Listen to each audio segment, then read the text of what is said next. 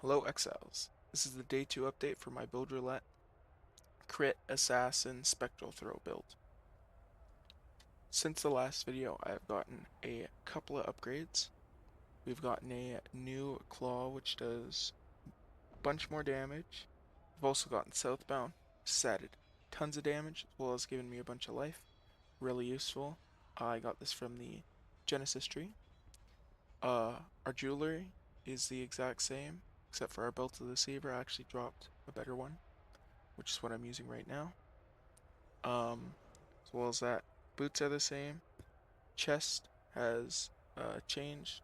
Instead of life, I have higher chaos res, as well as 3,000 evasion rating on this thing, and that's helping us get 73% chance to evade. Shield, I think, is different.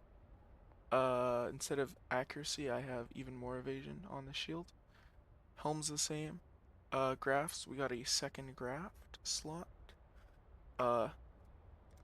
This one's actually really good because it has crit multi on it and chance to freeze. I don't think that actually helps, but maybe. Increased graft blood stored allows me to just blast maps. This I use solely for the increased graft blood gained. The the Wraithed in Light buff, basically what it does is it just gives you double damage. The thing about it is it shoots in a circle around you, meaning you have to do even more positioning, which is already a bit of an issue with the build. However, if I can increase my defenses, there's this insane jolting Eshgraph that I found with crit multi per jolt. It's essentially 30 crit multi and 20% more max attack damage. But however, it also gives 10% increased damage taken, which I'm not really too fond of. Flasks have changed. We did have a crit tincture here, which I swapped out back into what I had in the campaign, which is the LE damage tincture, and then eventually I settled on this.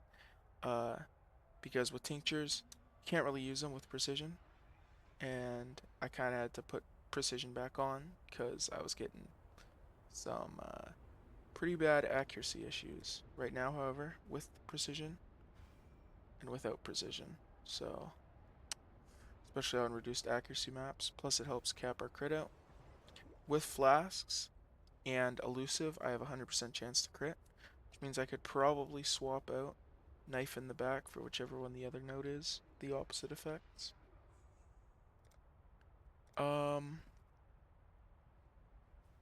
As well as that, the tree. I haven't gotten Uber Lab. I'm waiting until I can get the Oshabi bloodline, specifically for the elusive effect stuff. Not sure how good it is. Pretty sure it's gonna be dog shit. And if it is, I'll probably get rid of a bunch of my increased crit chance on the tree here and swap it out for unstable infusion, which will just give me a 200% increased crit chance. Yeah. Since the last video, I went down here, grabbed the finish this wheel off, grab the crit nodes here, which are actually really good. It's something like 50% crit multi, as well as the more projectile speed. This is probably not really that good. The increased damage with hits for each enemy pierce is probably going to be way better. However, more projectile speed effectively increases the range of your skill, which helps with clear. So that's why I grabbed that. Yeah, but besides that, nothing really has changed. Oh, we also grabbed Wind Dancer here. This is okay. It's not the best, but I'm just grabbing it for the more chance to evade. Because with our evasion, I'm not quite sure how good this is. Probably with more investment into evasion rating, this will be way better, but who knows. I'm also thinking of grabbing acrobatics and having sort of a hybrid uh, of like avoidance thing, and probably putting on Tempest Shield as well for an additional like 20% attack and spell block, which would be just a little bit extra cherry on top.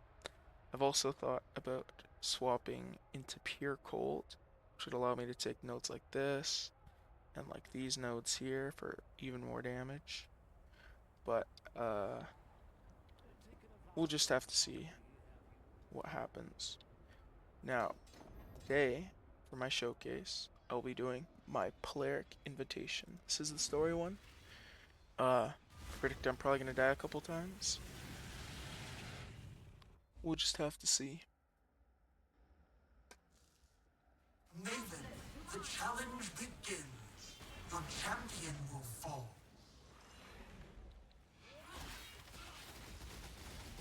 Replica. Deep space. Astral avalanche. Oh shit.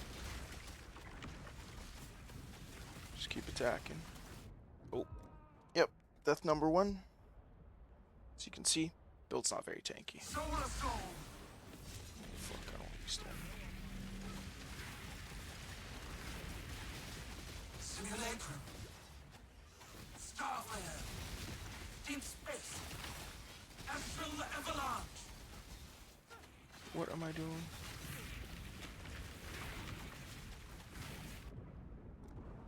Oof. I can't see where she is. Deep space. If I'm being Solar honest. Storm.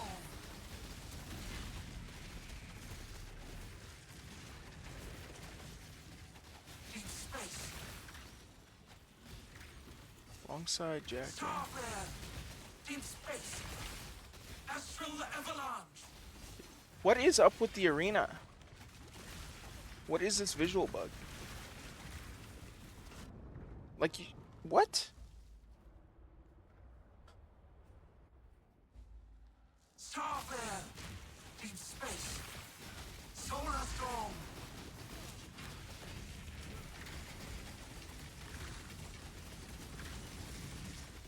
Deep space. Astral avalanche.